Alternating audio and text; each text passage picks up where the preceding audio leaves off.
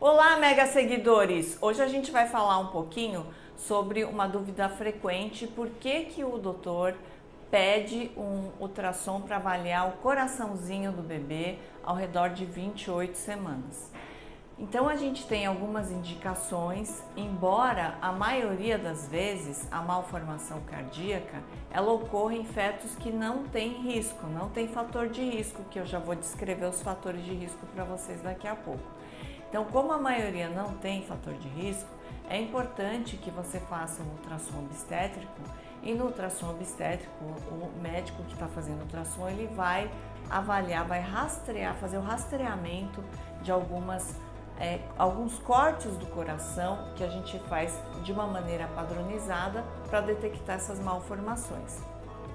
As indicações do exame, eles vão desde malformação na família, de coração. Então, por exemplo, se eu tenho pais ou irmãos com malformação de coração, a chance é bem maior do que se eu tiver parentes distantes com malformação de coração. Dependendo do medicamento que a mãe esteja usando, principalmente no primeiro trimestre. Então, se a mãe não sabia que estava grávida, usou ácido retinóico, inibidor da enzima da conversora de angiotensina. Então, tem alguns medicamentos que a gente sabe que aumenta o risco de cardiopatia congênita. Tem algumas malformações, então às vezes o colega está fazendo um ultrassom obstétrico e vê que tem um derramezinho, um acúmulo de líquido no pulmão, um acúmulo de líquido no local que fica o coração, ou tem outra malformação que isso aumenta o risco. Então, se o bebê tem uma malformação, aumenta o risco de uma malformação cardíaca. Um examezinho que a gente faz no primeiro trimestre, que é ver a espessura da nuca, a gente chama de translucência nucal, quando ela está maior que 3,5, maior ou igual a 3,5, é uma indicação de fazer um ultrassom para avaliar o coraçãozinho do bebê. Então, a gente tem várias indicações, infecções, por exemplo, então rubéola ou infecção materna, ou a mãe tem algum tipo de doença autoimune que esses anticorpos de doença autoimune podem alterar a frequência cardíaca do bebê. Às vezes não tem uma alteração anatômica, mas tem uma alteração da frequência cardíaca do bebê. Então, essas indicações são importantes, mas você sabe que a maioria a gente detecta mesmo no ultrassom obstétrico de rotina, porque o casal muitas vezes não tem fator de risco para malformação cardíaca. E é interessante porque a gente vê que tem aumentado o número de exames positivos para cardiopatia, porque ela é muito frequente.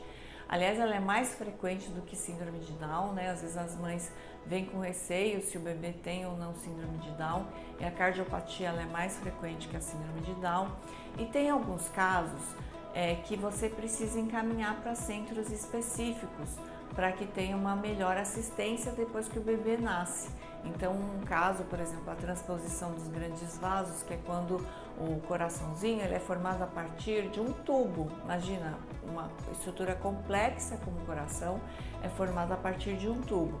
Então, quando você tem uma malformação importante, quando os grandes vasos trocam de lugar, que é a aorta pulmonar, acontece que se você não tiver uma assistência adequada logo no pós-parto imediato, esse bebezinho pode chegar a falecer.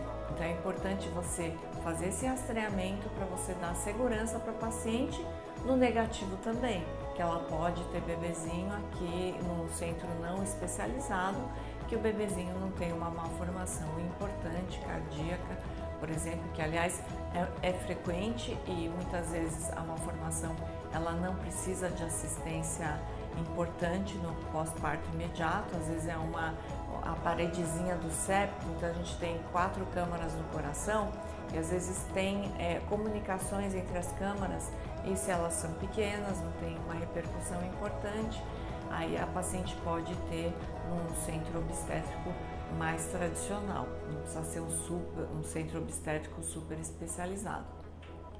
Então a ideia é a gente rastrear esses fetos para que eles tenham uma assistência após natal satisfatória. É importante a gente estar falando aqui que tem uma idade gestacional apropriada, né, para fazer esse exame, que é por volta de 28 semanas, e que às vezes a gente consegue fazer no feto, rastrear, vamos dizer assim, no primeiro trimestre. Então, quando a gente está fazendo exame morfológico de primeiro trimestre, apesar da câmara cardíaca estar bem pequenininha, a gente consegue eventualmente, dependendo da paciente, fazer alguns cortes apropriados. Eu digo dependendo da paciente, porque, por exemplo, se a paciente tiver um panículo na barriga, se a paciente for muito fofinha aqui no abdômen, o som acaba abafando, o exame acaba não sendo tão satisfatório quanto a paciente que tem menos parede, né?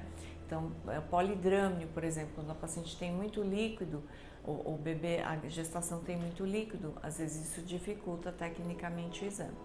Então é importante a gente estar fazendo esse exame, mesmo nos obstétricos, a gente sempre está de olho no coraçãozinho, porque é a malformação mais frequente, chega a ser 4 em 1000, 4 a 6 por 1000, malformações dela é bem frequente, e para a gente poder dar assistência adequada no pós-parto para esse bebê.